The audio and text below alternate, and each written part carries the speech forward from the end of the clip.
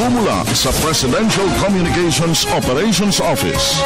Kasama ang Philippine Information Agency, Philippines News Agency, Philippine Broadcasting Service, Radyo ng Bayan, IBC, at Telebisyon ng Bayan. Narito ang Radyo Vision.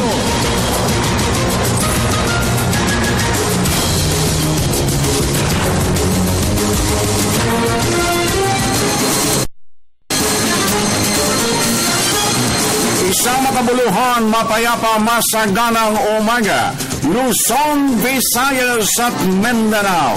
Saan man kayo naroon, anuman ang inyong ginagawa sa mga oras na ito, samahan po ninyo kami sa isa na namang edisyon ng ating Radyo Vision sa Media ng Bayan sa araw na ito ng Miyerkules. Ikawalo na tayo sa buwan ng Hulyo 2015. At siyempre pa mga kaibigan, makakaagapay natin ang bukod tanging mutya ng People's Television Channel 4. Walang iba kundi si Miss Ara Perez. Good morning, Ara. At dito naman sa ating Radyo ng Bayan Studio, ang wala pa rin kakupas sa umaraw at umulan sa kanyang ningning na kagandahan, ang aking pong ipinagmamalaki ng Baliwag, Bulacan, ang co-anchor lady with a lipstick smile, Miss Vibs. Good morning! Good morning ka, Francis. Magandang umaga po sa lahat ng taga-subaybay ng Radyo Vision. Samahan niyo kami sa susunod na isang oras na pag-atid ng mga pinakamaiinit na balita sa iba't ibang bahagi ng Pilipinas. Ako po ang inyong lingkod, Vivian Julia. At ang inyo pong kaagapay, Francis Cancino, nag-aanyaya. Sama-sama tayo till 7 o'clock in the morning sa kabuuan ng ating Wednesday edition. At kayo pong lahat na patuloy na sumusubaybay dito pa rin sa Radyo ng Bayan at sa lahat ng mga impilan ng Philippine Broadcasting Service Bayan nationwide, Luzon, Visayas at Mindanao. At gayon din naman ang ating audio streaming worldwide. Kaagapay natin ang People's Television Channel 4 at ang ating... At kaagapay rin po natin ang IBC Channel 13. Mapapanood niyo po kami dyan mamayang alas 12 ng tanghali sa pamamagitan ng isang delayed telecast at online po sa www.ptv.ph. Mga kaibigan, para po sa mga gustong sumali sa ating talakayan, maaari po kayong mag-text na inyong mga katanungan, kuro-kuro at komento sa ating hotline number 0922-358-2679. Huwag lamang pong kalimutan please ang inyong mga pangalan at addresses. In fairness, hindi po namin mababasa ni Vivian ang mga mensaheng walang addresses. Okay, at make it, keep it short and simple kung maaari lamang po. At kasabay na rin ang papapakawala natin ang ating mga paglilingkod na pambayan, ang pagtalastas at paghimay natin sa ilang mga napapanahong issue. At kayong lahat mga kaibigan, lend me your ears.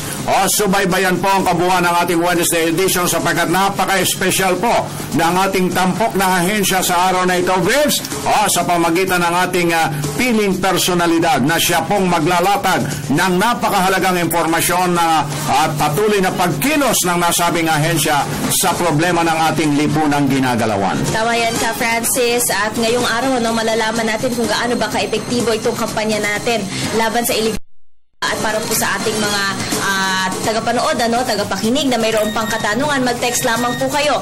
At announcement lang ka, Francis, sa ating mga kababayan, sa mga estudyante po na nakikinig po sa atin ngayon, wala pong pasok, suspended po sa Marikina, all levels po ngayong araw, at pati na rin po sa Pateros at Quezon City. Wala pong pasok. Okay, so stay home, huwag na po tayong magtampisaw sa ulan at sa mga baha.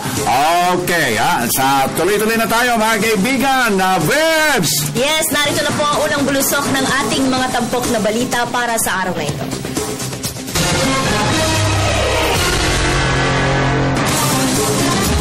Unang-una sa hanay ng balitaan dito sa Radyo Vision. Tiniyak ang ibayo pang pagsisikap sa pagkamit ng panibagong credit rating upgrade mula sa Japan. Level ng tubig sa Angat Dam tumaas matapos ang pag-uulang dulot ng Bagyong Egay na nagpalakas sa epekto ng habagat.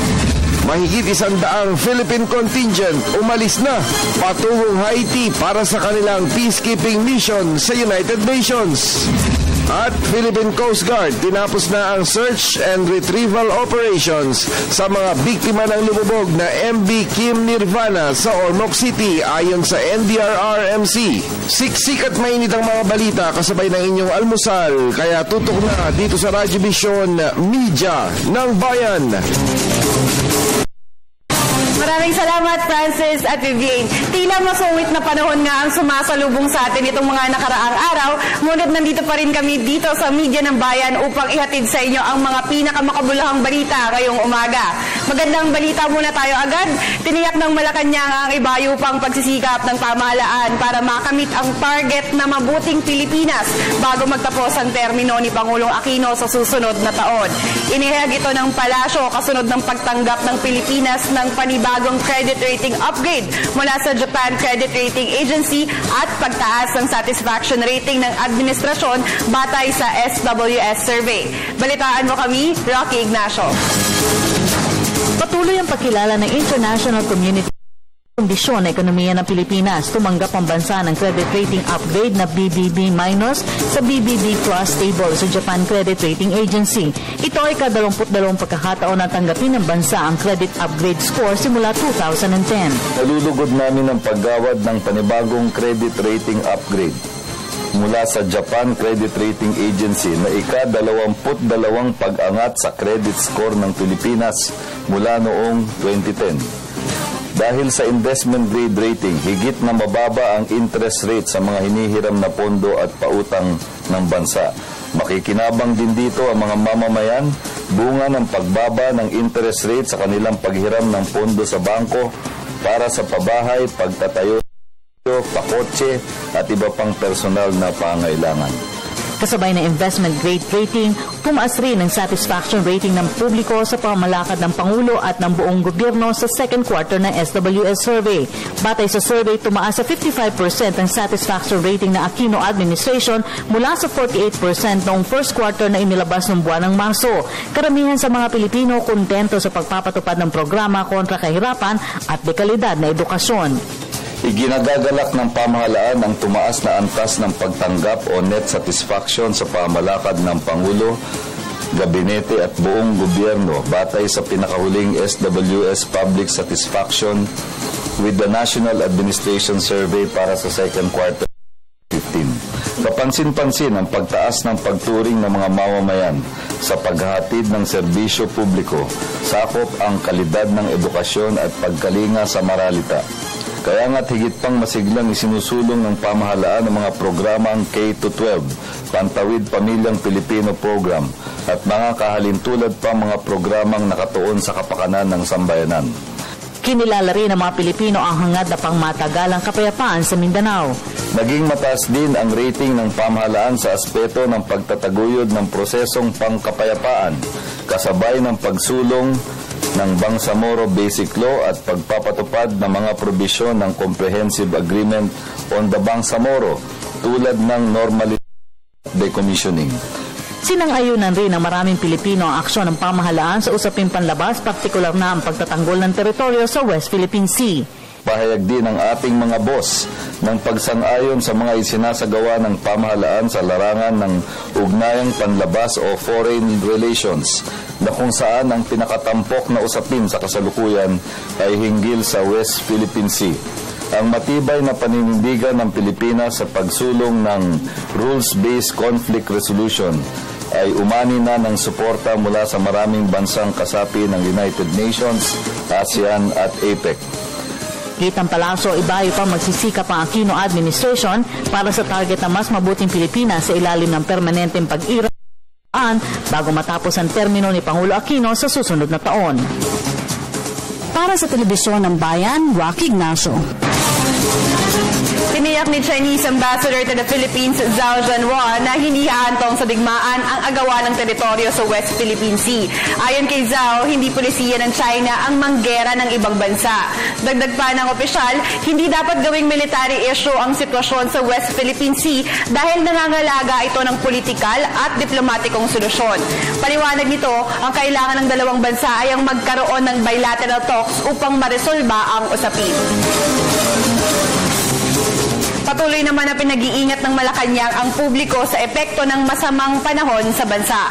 Ayon kay Communication Secretary Sunny Coloma, patuloy ang maigting na kahandaan ng gobyerno dahil sa posibleng epekto ng papasok na malakas na bagyong tatawaging Falcon. Samantala, hinihintay pa rin ni Pangulong Aquino ang assessment ukol sa pinsala at halaga ng nasira ng bagyong Egay. Hinihintay pa po ng Pangulo ang mga updates at ang magiging komprehensibong ulat ng NDRRMC sapagkat sa pagkabatid po nating lahat, kalalabas pa lamang sa Philippine Area of Responsibility ng Tropical Storm Egay. At iniintay natin, inaantabayan na naman natin sa ngayon yung papalapit na type Tropical Storm Falcon.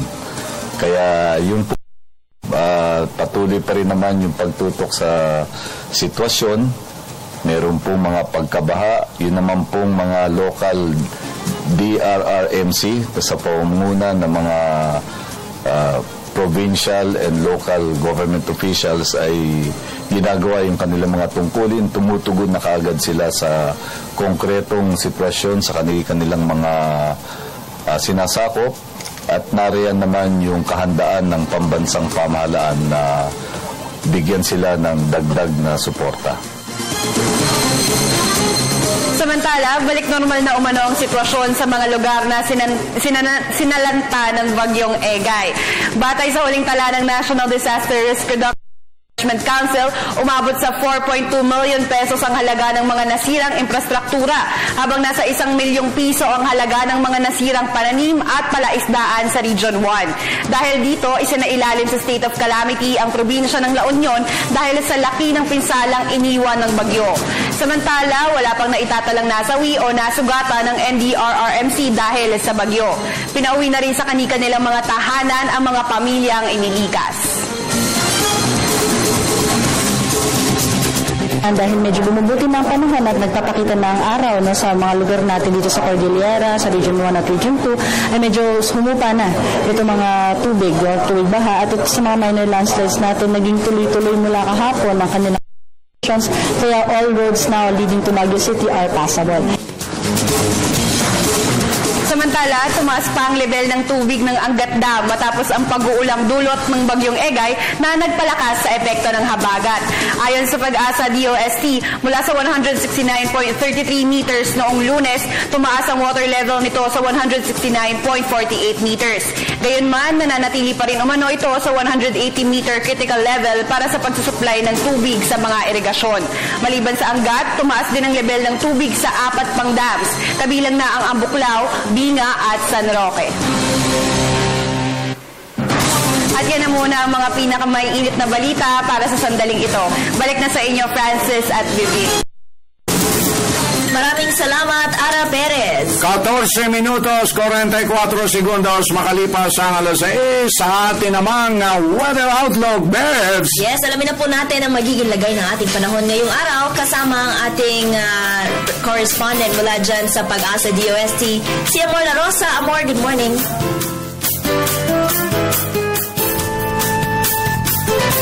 Yes, maraming salamat, Vivian. Good morning, Pilipinas. Na ito na po ang latest sa lagay ng ating panahon. Kahapon, araw po ng Martes, tumingin na nakalabas ng ating Philippine Area of Responsibility ang bagyong Egay na nalasa sa ating bansa nitong mga nakalipas sa araw. Ayon kay Pag-asa Weather Forecaster Manny Mendoza, kasalukuyan po ang tinutumbok nito ang direksyon patungo naman China. Samantala, pagkalabas po ng bagyong Egay, pumasok naman kagabi sa ating PAR ang bagyong Chanhom, kaya nabigyan po ito ng local name na Falcon. Alas 4 ng umaga ngayong araw, huli po yung namataan sa line 1,330 kilometers east-northeast ng Apari, Cagayan, o katumbasin po ito ng layong 1,335 kilometers silangan ng Calayan, Cagayan. Taglay po nito ang lakas ng hangin nga abot ng 130 kilometers per hour at pabugso nga abot naman ng 160 kilometers per hour. Ito po nga bagyong Falcon, inaasahan pong kikilos pa west-northwest sa bilis naman na 20 kilometers per hour. At kung sakali man na magpatuloy po ito sa ganitong bilis at direksyon, inaasahan po natin na ito ay posibleng lumabas ng ating PAR sa darating po yan pero depende pa rin po yan sa mga pagbabago sa magiging movement nito. Ang bagyong Falcon ang ika-6 na bagyong pumasok sa ating boundary para sa taong ito ng 2015. Ang international name po ni Falcon ay Chanhom, isang pangalang kinontribute naman ng Lao PDR na ang ibig sabihin ay isang uri ng puno. At asangin po, inaasahan pa rin po natin ang maulang panahon sa ilang bahagi ng ating bansa. Sa katunayan, magdadala pa rin ng mga pag-ulan itong hangin habagat. Kaya po asahan ang monsoon rains dito po yan sa Mindoro. Ganon din po sa Palawan, Bataan at ganon din sa May Zambales. Maaari magdulot ito ng pagbaha o pagguho ng lupa. Kaya naman doble ingat at maging alerto po para sa mga residente ng nabanggit na lugar. Inaasahan naman na mahihina hanggang sa dito yan sa Metro Manila, ganoon din po sa may Ilocos Region, Cordillera at ganoon din dito sa Western Visayas. Habang para naman sa natitirang bahagi ng ating bansa, asahan po makakaranas ng bahagya hanggang sa maulap na kalangitan na meron pa rin po chances na mga puno-pulong pagkidlat, pagkulog o isolated thunderstorms. At sa punto ito, alamin po natin ang inaasang agwat ng temperatura sa iba't ibang bahagi ng bansa. Unahin po natin dito sa Luzon para po sa Baguio City, inaasahan ang 15 to 17 degrees Celsius, habang dito naman sa Puerto Princesa, meron po kayong 26 to 32 degrees Celsius. Dito naman tayo sa Visayas area para po dito sa Iloilo at ganoon din sa Bacolod, asahan ang 23 to 31 degrees, habang dito naman sa bahagi po ng Metro Cebu, inaasahan ng 24 to 31 degrees Celsius. At panghuli po natin sa Mindanao area for Metro Davao, makakaranas kayo ng 25 to 32 degrees Celsius, habang dito naman sa bahagi po ng Cagayan de Oro, mararanasan naman ang 24 to 34 degrees Celsius. At yun po ang latest sa lagay ng ating panahon para sa Radyo Vision. Ako po si Amor La Rosa mula dito sa Pag-asa DOST Media ng Bayan. Maraming salamat, Amor La Rosa. 18 minutos, 28 segundos makalipas ang alas 6 sa puntong ito. Paraanin na natin ang unang sigwada ng ating Provincial Roundup. Bayan Patrol Report! Puntahan na natin ang ating kasama mula sa Tandag. Nariyan si Greg Tataro Jr. Greg, magandang umaga. Konektado ka. Yes, good morning. Tampok ang first PWD, so Persons with Disabilities Provincial Assembly, bilang pakikisa ng Surigao del Sur sa pagdiriwang ng 37th National Disability Prevention and Rehabilitation Week sa Hulyo 17 hanggang 23. Subalit ang dalawang araw na okasyon, taglay ang taksandiwang health and wellness opportunities for persons with disabilities toward an inclusive development for all ay nakatakdang isagawa ng mas maaga sa Hulyo 9 hanggang 10 sa Tandag City Gymnasium. Ayon kay Cynthia Rojoca, PWD Provincial Federation Secretary, kabilang sa pangunahing handog sa mga PWDs ay ang eye check-up sa ilalim ng proyektong Vision 2020 ng probinsya. Kumbidado ni Governor Johnny Pimentel ang lahat ng may mga kapansanan para makilaho. Para sa Radio Vision, ito si Greg Tataro Jr. mula sa DSJS Tandag Media ng Bayan. Maraming salamat, Greg Tataro Jr. Puntahan natin kagyat ang ating radyo ng bayan na katalaga sa Nueva Ecija sa Central Luzon with Dick Sevilla. Dick, maganda. Konektado ka. Yes, Francis at Miss Vivian, magandang umaga. Pilipinas, nakatakdang gunitain sa lungsod ng Kabanatuan dito sa Nueva Ecija ang ika-25 anibersaryo ng 1990 earthquake na kumitil sa maraming buhay at nagpabagsak na ilang gusali sa lungsod sa pamamagitan ng isang banal na misa sa ika-16 ng buwang kasalukuyan na susundan ng malawakang drill na isasagawa naman sa palengke ng syudad.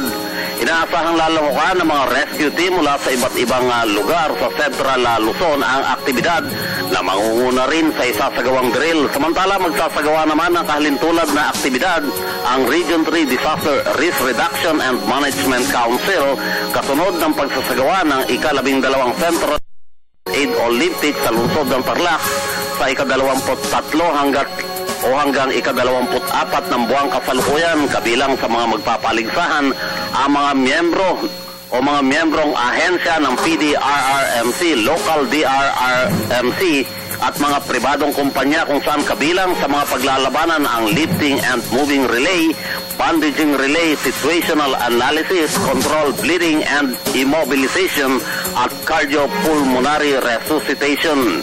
Para sa Radyo Vision, Dick Civilian, Nueva Ecija, Media ng Bayan. Thank you very much, Dick Sevilla. Puntahan na natin ang ating kasama mula sa Iloilo. Nariyan si Paul Tarosa. Paul, maayong aga. Konektado ka. Kasamang Vivian at kasamang Francis, nagpaplano ang Guimaras Provincial Government na magsagawa ng barangay drug clearing operations. At para sa Philippine Drug Enforcement Agency Region 6, isa itong mabuting plano ng lokal na panguluhan. Nakarang araw nagsagawa ng conference si Guimaras Governor Samuel Gumarin, Guimaras PNP Provincial Director Ricardo de la Paz at PIDEA Regional Director Paul Ledesma para pag-usapan ang nasabing plano. Ayon kay Ledesma, kagaya ng syudad ng Iloilo ang gustong mangyari ni Gumarin na ilan sa mga barangay ang idineklara ng drug clear.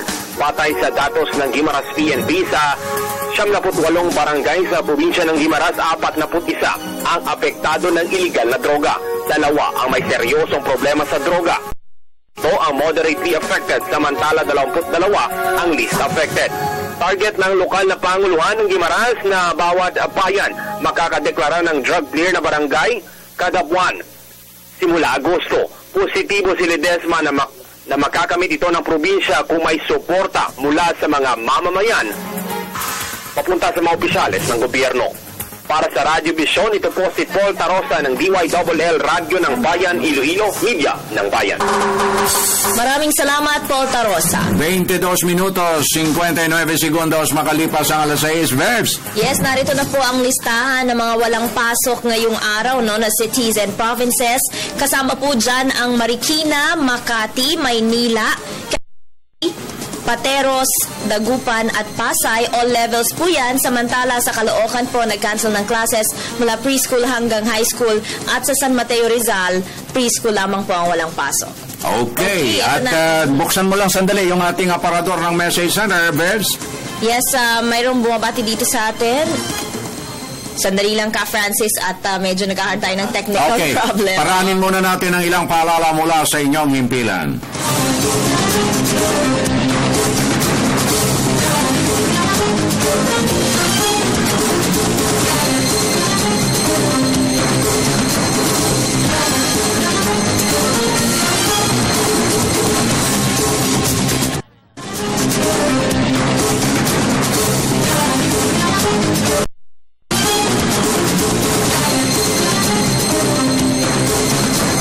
Na tayo mga kaibigan sa oras na 25 minutos 45 segundos makalipas ang alas 6 at sa puntong ito inaanyayahan po natin lahat ang ating mga listeners and viewers nationwide, Luzon, Visayas at Mindanao sapagkat ang ating pong hapag ng talastasan ay bukas na at napapanahon ang aming ilalatag sa inyo sa araw na ito ng Wednesday. So, Bebs, please do the honor, ipakilala mo na ang ating distinguished guest for today. Kapiling po natin ngayong umaga, mga kaibigan, ang Director General ng Philippine Drug Enforcement Agency. Siya po ay si Undersecretary Arturo Cacdac Jr. Magandang umaga po, sir.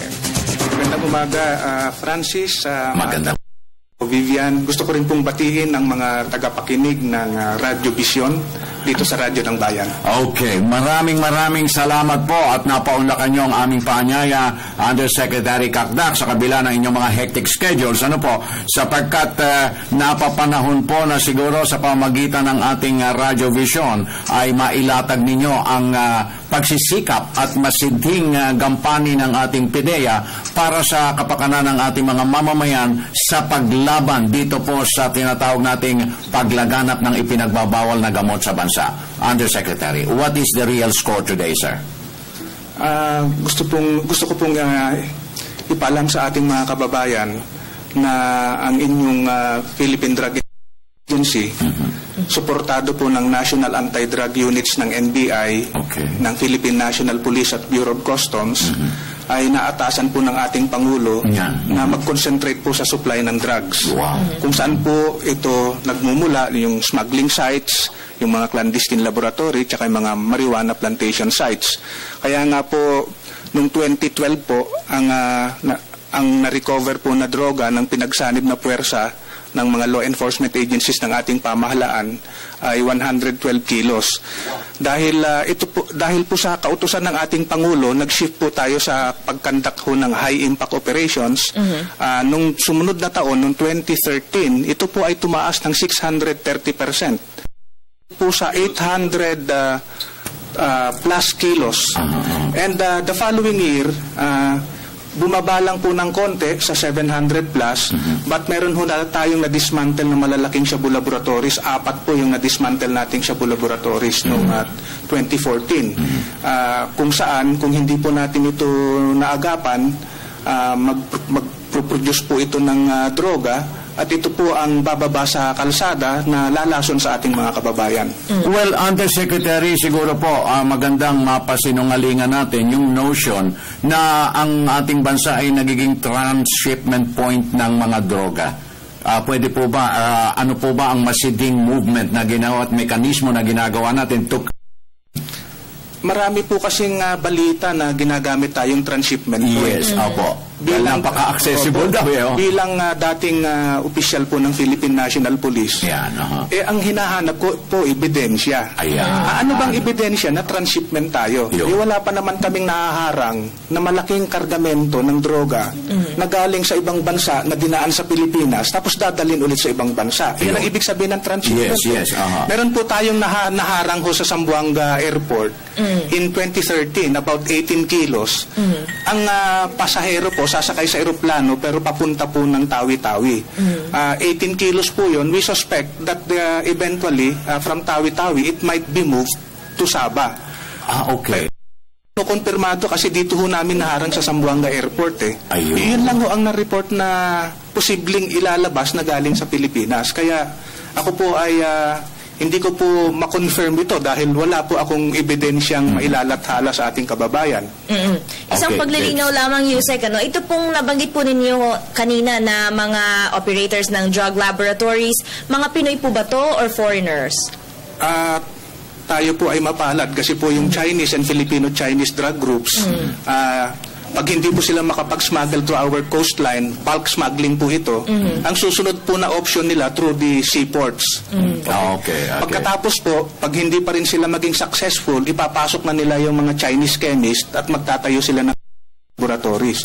Kaya po itong mga laboratorio, ang nagpapatakbo po nito, mga Chinese and Filipino-Chinese drug syndicates. At hindi po nila tinuturuan ang mga Pilipino paano gumawa ng drugs. Chinese chemist po yung ipinapasok nila. Iyon po ay gumagawa ng pinagbabawal na gamot. Kaya nga po yung ating tinamaan na malaking supposedly Shabu Laboratory sa San Fernando City, Pampanga last year. Nakakuha po tayo ng 461 kilos ng Shabu, about 300 kilos ng ephedrine, and 1.2 dimethyl 3 phenylaceridine, 800 kilos yun. 4 po na Chinese nationals yung nahuli natin doon, di marunong mag-Tagalog, di marunong mag-English. Yun pong nahuli po ng NBI, dismantle po ng National Bureau of Investigation sa Kamiling, Tarlac. Doon po mismo sa sentro ng Kamiling. Mega laboratory po ito. Meron pong 6 na malalaking hydrogenator na kung bawat isa po makakapag-produce ng 20 kilos bawat setting. So ang assessment namin, it can produce 100 kilos per setting. 6 na Chinese nationals din po yung nahuli ng NBI doon Hindi rin po marunong mag-Tagalog tsaka mag-English. Hindi nga po natin malaman kung paano sila nakakapasok sa Pilipinas. Kaya nga humihingi po tayo ng tulong sa Bureau of Immigration. Tulungan kami dito sa aspeto na to. Yusek, nabanggit po kanina yung transshipment. Paano po ba o ano po ba yung mga hakbang na ginagawa ng PIDEA para po masiguro na hindi magagamit ang ating bansa bilang transshipment point?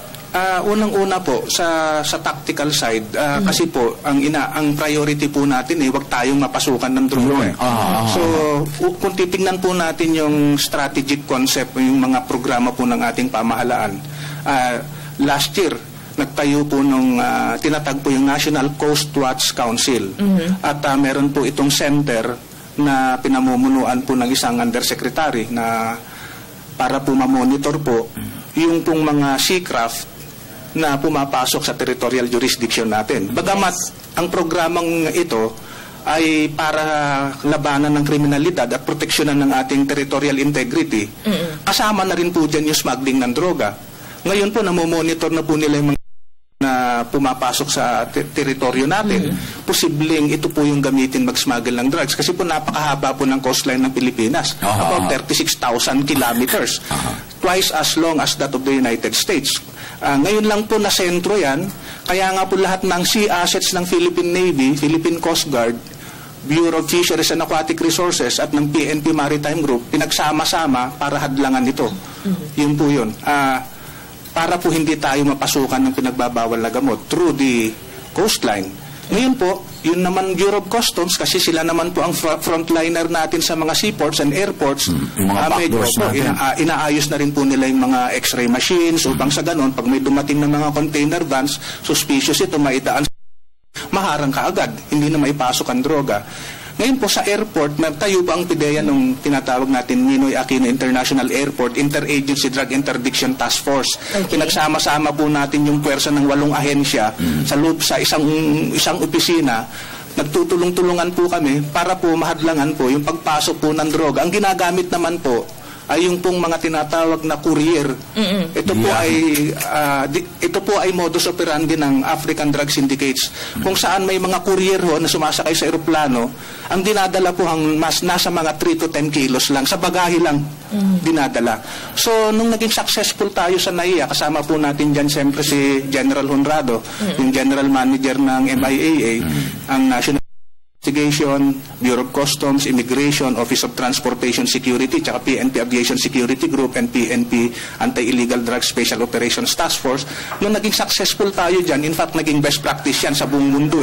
Maraming dumadalaw dito sa Pilipinas, tinitignan kung paano ginawa natin. Ang napakahirap kasi ritong nangyari, na parang dito na nila inaalam paano naging sekreto natin. Paano mo pinagsama-sama yung 8 ahensya na may kanya-kanyang mandato para labanan yung droga. So, pinakita namin yung MOA namin tsaka yung manual namin. Itong ginagawa natin sa Pilipinas, kinokopya na po sa ibang bansa. Ngayon po, naging successful po ito. Nagtayo na po tayo sa Clark. Nagtayo tayo sa Cebu, sa Iloilo, sa Zamboanga, tsaka sa Davao. Ito po yung mga airports natin na nagki-cater to international flights. So binabantayan na po natin yan. Yung pong mga kakulangan sa mga x-ray machines, pinupunaan po ng PIDEA. Naglalagay po kami ng K9, drug detector dogs. Okay. Now, Undersecretary Kakdak, masasabi po ba natin na sapat-sapat na ang manpower complement natin sapagkat nakikita po namin ang day-to-day na gampanin ng PIDEA. Nagpapasalamat ng lubos ang sambayan ng Pilipino dahil yung mga nasa sakote nating mga aktibidades sa pagpapakalat ng mga droga sa lansangan, hindi na po yung malakihan, kundi ito'y maliitan na, pero nandiyan po ang PIDEA enforcement at tumantuwa kami, araw-araw nakakasakote tayo, nakakahuli tayo. Liit man o malaki na quantity, pero ito'y nakapagpapagaan sa kalooban ng ating mga kababayan. Pero siguro po, medyo may kulang pa rin ang ating mga kababayan sa pakikipag-tie up sa PIDEA. Para makatulong in one way or the other na malaman kung doon sa kanilang mga lugar mayroong mga nag-hideout na mga nagpapakalat ng droga, Yusek. Opo, iklaklaro ko po lang, sir. Kahit na po ang inutos po ng ating Pangulo ay mag-concentrate kami sa supply ng drugs. Kasama po natin yung National Anti-Drug Units ng PNP, NBI, tsaka Customs. Hindi naman po ibig sabihin, pinababayaan namin yung mga pusher sa ilalim. Kasi po sa PIDEA po, meron po tayong tinatawag na high-value targets. Na po 2 to 3 grams lang po yung ibinebenta. Pero kung government elected official, government employee, law enforcement, foreigner, tsaka kasama na po yung celebrity kasi po tinitingala ng mga kababayan natin. Hindi po tayo papayag na sila nagtutulak. Uunahin po namin.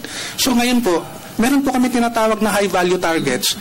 1,000 plus po yung hinuli natin na high value targets last year. Yung PIDEA lang po. Yung PNP po, kulang ng 500. Kaya nga po, tumaas din po yung bilang ng mga nahuhuli natin na elected official, law enforcement officers, tsaka government employees. Nakakalungkot po yun. Priority po kasi natin. Ngayon po, meron din pong mga sumbong na kailangan agad ng PIDEA. Kaya yun pong ordinary street level, ang nahuli po natin, 1,111. Ngayon, ikumpara ho natin sa partners natin sa PNP.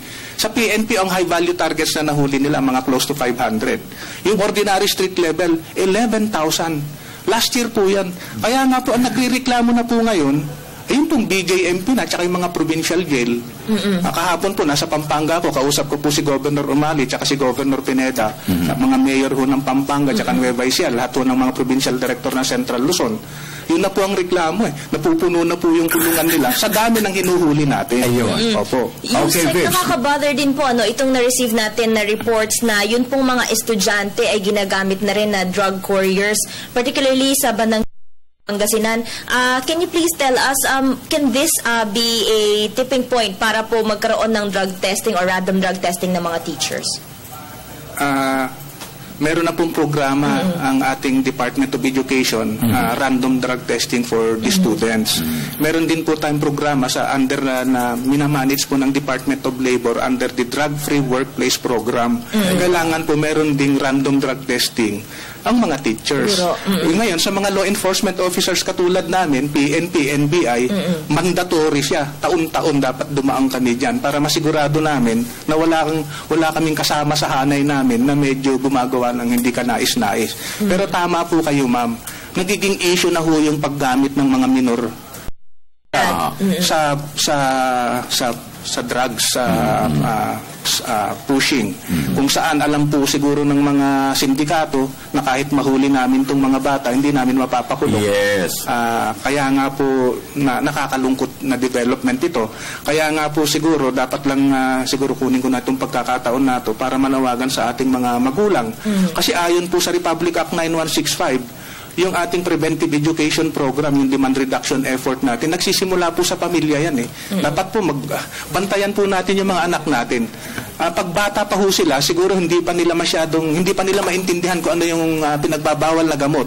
Siguro po dapat simulan natin na pangaralan ng ating mga anak na masama ang sigarilyo, at pag sila medyo tumanda ng konti, tsaka natin introduce itong mga masasamang droga na dapat iwasan nila.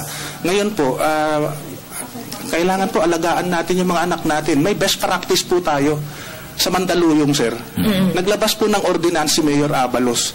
Pinananagot niya yung magulang Yun. Pagka nahuli po yung bata, nag-commit ng crime, first offense, fine. Tapos second offense, fine. Pangatlo, papakasuhan na ho yung magulang. Kasi nga ho, kuminsan pinapabayaan ho ng magulang yung mga bata Kaya ho, napipiktima po. So kailangan panagutin natin sila hindi pwedeng iasa sa barangay captain tsaka sa pulis yung pangangalaga sa anak Kanya-kanyang bantay na po ng anak sana. Yun ang sinasabi. Siguro importante rin yung information. Kasi po, posible na, for example, yung bata, what if hindi niya alam na yung palang powdery substance na ipinadadala sa kanya ni teacher sa isang tao ay drugs pala. Ganon, sir. Yun nga po, ang namumuno po ng preventive education program sa mga paaralan, yun pong DepEd mga teachers po natin, pag nag-vocational po, TESDA po ang magmamanage yan. Pag nag-kuleyo po, Commission on Higher Education. Ngayon po, pag-graduate niyan sa paaralan, sasaluhin na po ng Department of Labor, Drug Free Workplace Program. But crime is a human aberration. Whether you like it or not, it's going to happen. Hindi mo magiging perfect yung ating preventive education program, yung demand reduction program natin. Yung pong nabiktima at nakagamit ng droga, kailangan padala ng mga magulang sa Treatment and Rehabilitation Center na minamanage naman po ng Department. Iklaklaro ko lang po, doon po sa mga formal structure, meron pong hindi masasama dyan Like for example, yung out-of-school youth, paano mabibigyan ng lecture yan? Wala naman sa paaralan. Tama po, Tapos meron yung unemployed tsaka self-employed. May sariling tindahan sa palengke, may barberia siya. Hindi tatamaan ng Department of Labor Drug Free Workplace Program yan. So, ang Dangerous Drugs Board po, nag-issue po ng DDB Regulation number 2, Series of 2007, kung saan minandahan po yung ating mga local executives na magtayo po ng Anti-Drug Abuse Council na pinamumunuan po ng governors, city and municipal mayors, and barangay captains po. Doon po sa cities and municipalities, ang vice chairman po yung chief of police ng PNP. Ang naatasan na magkandak ng demand reduction effort sa nasasakupan nila at saka supply reduction. Yung po sa supply reduction, kaya nga po kung meron pusher, sa street level, ang inaasahan po natin dyan yung partners natin sa PNP. At sila po yung may sapat na puwersa para i-dedicate sa anti-drug operation sa street level. Kaya nga po sila yung maraming nahuhuling street level pusher eh. Ngayon po, doon sa preventive education program, kailangan po yung ang mag-manage po yung Anti-Drug Abuse Council. Ngayon po, pag napadala natin yung mga user sa barangay, sa rehabilitation center at naman yung mga pusher na huli natin through bypass or search warrant operation, madideclare na po yung drug-affected barangay na cleared. Yun po yun. Ibig sabihin free from drugs na siya. Okay. But agencies mandated are the local governments. Ayun. Pero talagang medyo na-touch lang ako doon sa pinaliliwanag ni Yusek Kakdak, doon sa aspeto, sa pananagutan ng mga magulang. Napakalaking bagay, no, na talagang kung kulang man sila sa mga education, information campaign, siguro it's high time na sa panahon ngayon, this is not just the concern of the different agencies of the government, but this is everybody's concern. Ano po? At yung pakikipagtulungan ng bawat mamamayan sa mga law enforcement agencies, dyan let us do our part, our 10 cents worth siguro, na maiambag natin, dahil kung hindi tayo kikilos, sino sa atin, hindi ba? At saka isa pa, hindi pwedeng sabihin mo, hindi naman ako apektado. Hindi po pwede yun eh. Tama hindi po yun. ba? Tama po yun. Bukod po rin sa pangangalaga sa kanilang mga anak, tayo po may programa sa PIDEA, tinatawag natin na Operation Private Eye, kung saan po, nagbibigay po na tayo ng pabuyang pera doon sa mga informante na nagbibigay ng impormasyon na nag-re-result to positive operations. Kaya nga po noong 2012, kung di po ako nagkakamali, ang na-release po ng PIDEA, 8 million pesos sa mga informante. Pero noong 2013 po, dahil tumaas po yung bilang ng droga, yung droga na na-recover natin, ang naipamigay po ng PIDEA, 18 million pesos. Oo, sa mga informante. Ganon din po kalaki yung naipamigay namin last year. Tapos po, binago po na tema. Dati po, nung bago tayo dumating as Director General sa PIDEA, yearly lang po nagbibigay ng reward ang PIDEA. Ibig sabihin, tuwing anniversary namin, July, magbibigay kami ng reward money. Pero pag meron nagbigay ng impormasyon na huli ng August, the same year, the following year pa niya tatanggapin. Meanwhile, baka hinahunting na siya ng mga sindikato. Ang ginawa po natin, quarterly na po. Quarterly ho. Pag meron nung nagbigay ng informasyon na within the quarter, bago matapos yung quarter na yun, binibigay na ho namin yung reward money para kung kailangan niyang gamitin ito sa protection ng kanyang mga anak at pamilya dahil nga nagbigay ng informasyon, gusto niyang tumira sa ibang lugar, meron na siyang perang magagamit. So yun pong ginawa nating programa, sir. Siya nga pala, anniversary nga pala ng PIDEA ngayong buwan nito, no? July. Advance po namin sa in advance. Bakit naman hindi nyo kami inabisuhan na advance pala? Pero talagang ang anniversary natin is July. Inatras po namin ng June, sir, dahil PIDEA was created during the month of June. Okay. Ilang years na po? Bali, 13 years na po kami this year. 13 years. Wow, congratulations. Okay. Naku, congratulations. Pero meron ditong parang nawawala na ng pag-asa yata. Yusek. Magandang umaga po ka Francis, Ma'am Vivian. Kahit anong gawin ng ating kapulisan, hindi po mawawala ang droga sa ating bansa kasi po sa Samar, kalat na ang liquid ecstasy. Ano na po ba ang magagawa natin dito? Ito naman ay mula kay Mark ng Makati, liquid ecstasy. Ito lately lang lumabas. Biglang naging ano to. Ginagamit to sa pangre-rape daw. Meron pong pinagbabawal na po yan eh. Kaya lang po, kailangan natin early detection kung nasan siya. Hulihin po natin yung mga nagtutulak niyan. Pero yung precursor niyan, pinapakiusap pa po natin sa Dangerous Drugs Board na ibawal na. Kasi yung precursor nun, mukhang hindi pa po. Hindi pa? So, kaya yan pala. yung tinatawag na date rape drug. Kung saan parang mawawalan ng malay yung iinom niyan. Baka lalabas yan na pagsasamantalahan na. Lalabas yan na rape with consent. Pagka wala na po siya sa sarili. Wala na sa sarili. Pinauubayan na niya. Naku, kayo, Jeng, mag-ingat kayo, Elena, itong aking co-anchor lady, hindi ito, ligtas ito sa... Ang solusyon po natin dyan, doon sa nagbigay po ng text, sir, early detection po. Early detection. Kasi kailangan po talagang pag magulang ka, subaybayan. Yun na nga sinasabi. Babalikan ko lang po yan. Isa pong example, sir. Yun pong isang Aprikano, nagpanggap na Amerikano. Okay. Nanligaw na isang kababayan natin sa Cagayan. Okay. Alam naman ninyo yung ating kababayan, pag napangasama mo yung Amerikano, magiging American citizen ka, mapipetisyon mo yung nanay at tatay mo, yung kapatid mo. So fake yung passport niya. Nagpapanggap lang siya Amerikano. Nung napaibig niya na yung ating kababayan, tinuturuan niya ng gumamit ng shabu. Ang suspetsya namin, dadalhin sa ibang bansa yan, gagamitin courier. Na-detect ng magulang na yung anak niya, kakaiba na yung kilos, sinumbong sa pas namin yung Aprikano, nahulihan namin at 200 grams. Ngayon, kung hindi nagsumbong yung magulang, dahil medyo inaasahan niya rin na magiging mapipetisyon siya, wala na. Sana naging courier na ho yung ating kababayan. So, kailangan nyo talaga early detection. Yun yung ating mga magulang. Pag meron ho tayong napapansing kakaiba sa ating mga anak, alamin na ho natin kung ano nangyayari. Kasi po, hindi po gagaling sa bahay yan Mamaya, nawawala na yung mga gamit, yung mga pera, alahas ng mga magulang. Tapos po, dinidinay pa rin Isamantalang dapat madala kagad dyan sa treatment and rehabilitation centers. Very important itong gabay ng mga magulang. Going back to this liquid ecstasy, Yusek, meron po bang paraan para ma-detect po ito kung halimbawa ay nailagay po ito sa iyong inumin? Mahirapan po.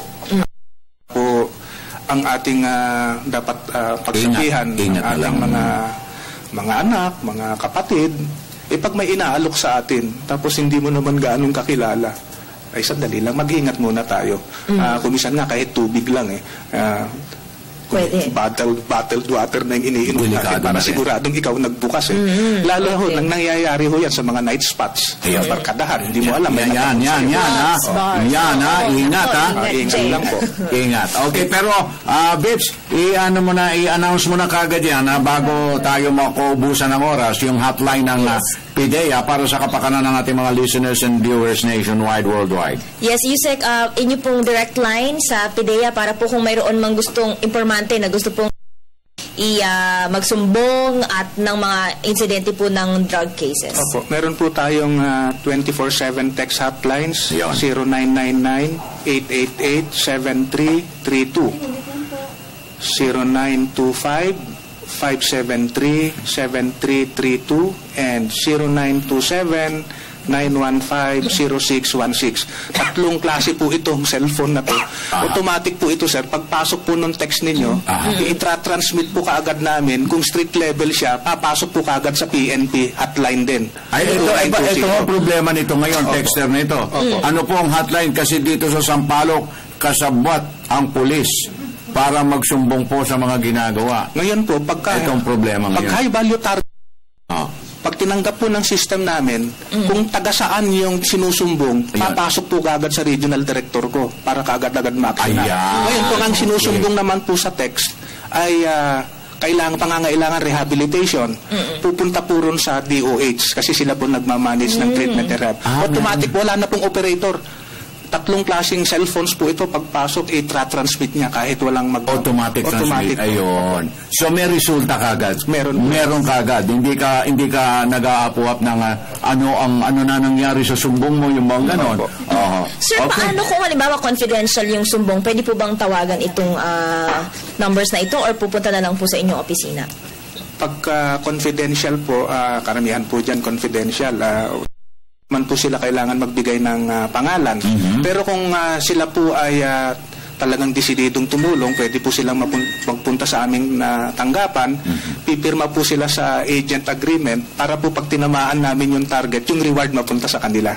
Bilang patunay na sila ngayon nagbigay ng informasyon, kaya nahuli namin yung malalaking suppliers, clandestine laboratory, etc. Pipirma lang po, tapos yun po thumb mark lang ang palatandaan. Okay. Opo. Okay, at meron pa tayong habol dito. Diyan ba, Vips? Wala. Ito, meron. Good day po, tanong ko kay Yusek Kakdak. May na-raid dito sa amin ng PIDEA. Isang drug pusher, bakit after 3 days, nakawala na? Uy. Mula sa Camarines Sur, isang resident, si Katedi. Pa-imbestigahan po natin kung ang tunay na nangyari. Meron po kasi tayong nahuhuli na pagka-possession lang po at below 5 grams, it is available. But masyado pong maiksi yung 3 araw. Well, yan po ang ihahabol ko na lang katanungan, Yusek.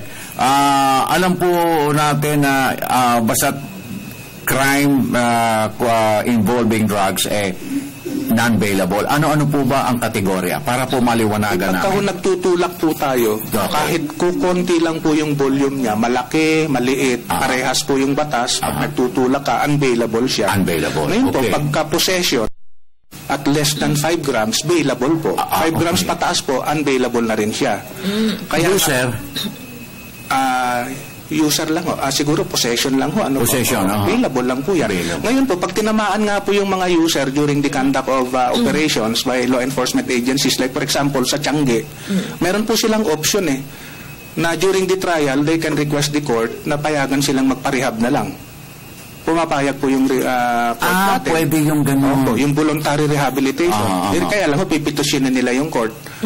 Pagkatapos nilang mahabla. Ang kaya nga ang point po natin dyan, yung pong sana masubaybayan natin itong mga bata. Wag nang umabot sa ganun. Wag na sanang umabot. Kasi po pagka natamaan namin halimbawa sa Tiangge yan, obligado ho namin filean ng kaso. Ayun. So talagang nagpapasalamat kami sa oras na ipinagkaloob nyo sa Radyo Vision, pero didiga pa rin kami, Yusek, na kung libre po kayo, bisitahin nyo naman po muli ang ating Radyo Vision. Yes, sir. Wala pong pwede po ba yun? Yes, sir. Ayan. Thank you very much, Babes. Yes, maraming salamat po. Nakapanayam natin mga kaibigan ang Director General ng Philippine Drug Enforcement Agency, si Undersecretary Arturo Cacta. Okay, tuloy-tuloy na tayo. 53 minutos, 53 segundos. Makalipas ang alas 6 sa ikalawang sigwada ng ating Provincial Roundup, puntahan natin ang lungsod ng Pino, Radyo ng Bayan, Baguio with Andre Amadeo. Andre, na imbagabigat kakabsat, konektado ka. Naibagabigat ang kinabulaanan ni General Services Officer Romeo Concho ng pamalang panlungsod ng Baguio na may nagaganap na anomalya sa pagdadala ng mga basura ng syudad sa Capas, Tarlac. Sa pagharap nito sa sangguniang panlungsod, agarang itinanggi ni Concho kasama ang kanyang foreman na si Jimmy Pugoy ang alegasyon ng isang Gloria Limpin na isinasama mano ng mga ito ang malalaking tipak ng bato sa mga basurang dinadala sa sanitary landfill ng Capas, Tarlac. Marap din ang kinatawan ng Camilo Freight Services na itinanggi din ang aligasyon kasabay ng paglalahad ng kanilang mga record hinggil sa mga inaangkat na basura. Niling naman ni Concho kay Limpin na mag-hire na lamang ng formal na sworn affidavit upang ilahad ang kanyang aligasyon na una lang isiniwalat sa kanyang social media pang formal na makapagbigay linaw at masagot ng General Services Office. Dahil dito, iniatas naman ng konseho sa Metro Clark Waste Management Corporation, Camilo Freight Services, GSO, at maging ang gwardya ng garbage staging area sa lungsod ng Baguio na magsumite ng kanilang mga record na pumapasok na truck at maging ang timbang ng mga isinasakay na basura upang masuri at mapag-ugnay. Para sa Radyo Vision, Andre Amadeo ng Baguio City, Media ng Bayan. Thank you very much, Andre Amadeo. Puntahan naman natin. Bayan. Yes, puntahan naman natin ating kasama mula sa Birac, Catanduanes. Wala na raw ang Radyo ng Bayan, Birac. Medyo kumawala sa linya. Ang aparador ng Message Center, Babes. Good morning, Francis and Miss Vivian. Pabati kay Nanay Angelita Pantoja, Kuya Florante Rigan Tintin at Badet Pantoja, Red Ryan Pantoja. At pabati rin po kay Kuya Dick, Kuya Jigs, Ate Leonie at Ate Fen ng DWLC Lucena. It's me, Marvin Pantoja ng Calapan City. Poging ka, Francis and Miss Vivian. Maupay nga aga. Batiin ko lang po ang aking kaibigan na si Nadine Silio ng Batangas na nagdiriwang ng kanyang kaarawan ngayon. Happy birthday. Pakigreet po si Grace Pelaez na puyat. Pakigising naman po mula kay Chuck Pelaez. Ba talaga naman kami patagang-gising, no? Leyte. Okay. Good AM po. Sir and ma'am, pakigreet naman po ng advance happy birthday ang tatay kong si Rolly Rabaca dyan sa parokya kong San Andres, Catanduanes from Ami ng San. Okay, happy birthday sa anak kong si Cheryl Fuentes, Nanay Elsa ng Borongan, Eastern Samar. Happy birthday. Good day po, Sir Francis, Ma'am Bebs. Gusto ko lang po ipaabot ang aking taus-pusong pakikiramay sa pamilya ng mga namatayan sa lumubog na lancha. Huwag silang malungkot, yung mga namatay na nasa piling na mapagpalang Diyos. Thanks, Lynn D. ng Imos, Cavite. Gandang AM, gandang Vivian at Poging Ka Francis. Salamat po. Na di na pala pera ang pinipeke, pati pala bigas. Paano po malalaman na peke? Lynn ng Barangay Hamorawan, Calbayog City. Gandang umaga, Sir Francis, Ma'am Vivian, pakigreet, happy birthday. Sana ko ngayang si FD Guzman, may you have more blessings from Elsa, Eastern Samar. And finally, gandang umaga, Sir Francis, Ma'am Vivian. Okay. Good morning po. Magpapasalamat sa mayor namin at buong kapulisan at kay DILG Secretary Maroas kasi ginawaran ng Caloocan ng tahimik walang gulo. Edna ng Caloocan City. Okay. Meron pa tayong mga mensahe dito, Ka Francis. Good morning, gwapong Sir Francis. Oh, again. Thank you. Kahapon at ngayon, uminit na rin dito sa Rizal, Palawan. Happy viewing, Penro, Palawan. Maraming salamat po. Good day, M. Ka Francis and Ms. Vivian. Ipagpatuloy lang ninyo ang pagbibigay ng mga balita araw-araw.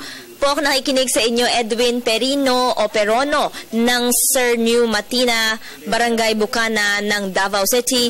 Good morning po. Bakit po hindi pa nagde-declare ang Pasig?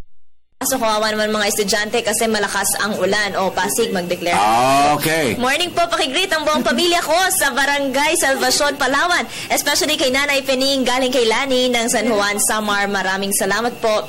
And of course, gusto ko lang batiin ang Kitorio family, lalo na ang Tita Greta ko. Sana po nasa maayos kayo dyan. Mula kay Pablo ng Dolores, Eastern Samar. Ihahabol ko lang, birthday. Yes. Happy birthday kay Lloyd De Leon, ang ating pong technical cameraman dito sa ating Radio Vision. Happy birthday, Floyd. Ito ang kakaanuhan ni Anthony. Kaibigan ni Anthony. Ay, naku, sobrang close sila talaga. Happy birthday. And may you have many more birthdays to come. Good luck, good health. God bless you. Hey, Lloydie. At sa pamamagitan po ng mga pagbating yan, Bebs! Yes, balikan na po natin dyan sa PTV Telestudio, si Ara Perez.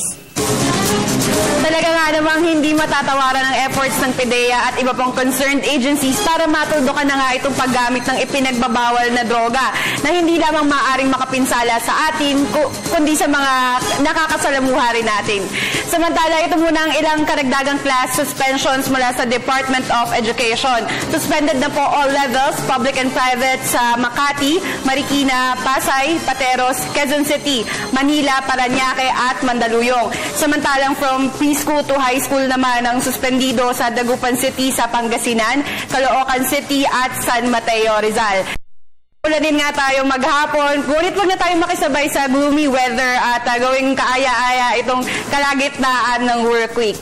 Ako po si Ara Perez. Balik na sa inyo, Francis at Vivian. Maraming salamat, Ara Perez, para po sa ating mga tagapakinig. Tumutok lamang po kayo dito sa DZRB, Radyo ng Bayan, para po sa Serbisyong Coast Guard. Mamaya po yan, alas 10 hanggang alas 11.